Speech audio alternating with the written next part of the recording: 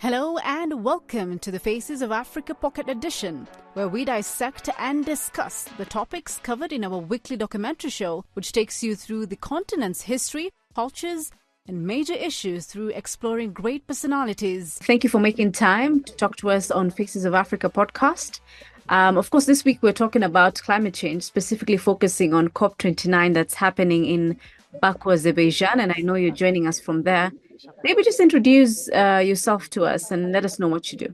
Thank you so much. And hi, everyone. My name is Dean Bhebhe. I'm the Senior Just Transitions and Campaigns Advisor for PowerShift Africa. And I also lead an Africa movement called the Don't Gas Africa campaign, which houses 700 civil society organizations across the African continent who have come together to ensure that the continent is not locked in a fossil gas production future. The Day Zero campaign that happened in South Africa, someone who lives in South Africa, how was that experience? For me, the Day Zero was essentially like a wake-up call with the realities that we are in a climate collapse.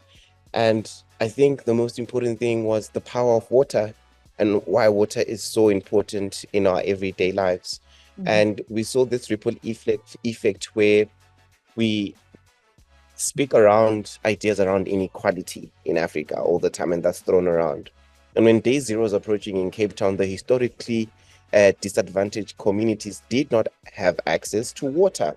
This in turn created a scenario where we saw a lot of the people then who owned water, for example, putting a price tag on it. And because of the growing inequality rate, we saw a large number of people lacking the right resources to actually purchase water. Thus, we saw water growing to become this big commodity as well. And that alone was just essentially a wake-up call to not only just the climate crisis, but the existing social injustices that currently plague the African continent. Speaking about, injustices that's affecting the continent, COP29 is currently happening there in Azerbaijan, where you are at the moment. Do you think it creates any sort of justice, or these conversations create any sort of impact for the African continent? Look, it's very important that we're having these discussions right now in COP29 Baku. But what is important and what will make these conversations useful and these spaces useful is how Africa is empowered. And without the idea where we see Africa empowered, a platform for Africa to actually be a key stakeholder in terms of the decision-making processes, it becomes null and void. Because essentially, one of the key arguments is how can we bring development to the African continent? How can we also at the same time acknowledge that Africa is not part and parcel to the reasons as to why we're experiencing a climate crisis, yet they bear the brunt of that very said climatic shocks in terms of floods and droughts and, heat waves, for example. But then it becomes quite problematic if the individuals that are setting the agenda are not essentially African. So then how do we then instead create solutions that are based on lived experiences and the realities of being an African if the agenda is not being driven essentially by the very same people that are ongoing and living through that crisis through their everyday lives? So that's the hook. And I think that's what the presence of CSO in Baku essentially does.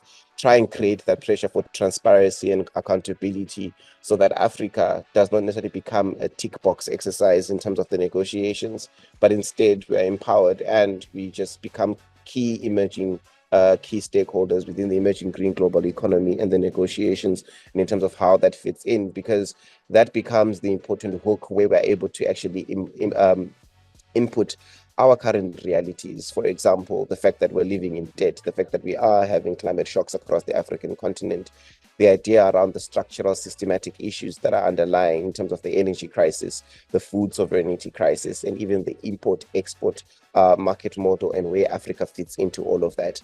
And if we're not given our voices, those structural deficiencies will essentially, again, continuously trap us in a precarious cycle where we are once again at the bottom of the global value food chain.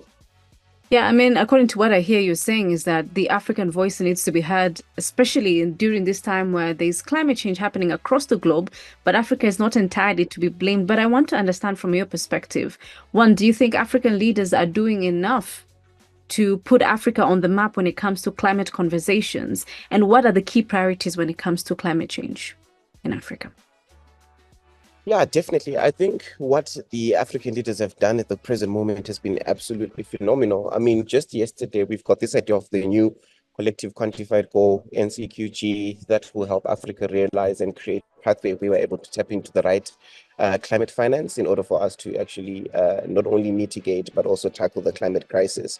And we agreed as a collective on a figure around 1.3 trillion, which is such a big jump from the initial 100 billion that was essentially committed. The problem that we're faced is that 1.3 trillion in terms of how it should be operationalized, and that's where the hook is. No one wants to bear the burden of actually having to pay and put into that pot in order for us to be adaptive as an African continent. So essentially, aside from the fact that we've come together and we've had a big push on an ambitious NCQG target, which essentially will create a pot for us to actually tackle the climate crisis, there is no country within the global north that is essentially stepping up to provide us with the right provisions for us to not only access the right quantity, but also the right quality of finance. For an organization like yours, what are you really doing when it comes to influencing strategies or climate policies around the continent? Yeah, thanks. So we have been creating ideas around how we want to understand Africa's engagements towards sustainable development and just transitions, and how these should be really fundamentally to the core, really be balanced on five major priorities.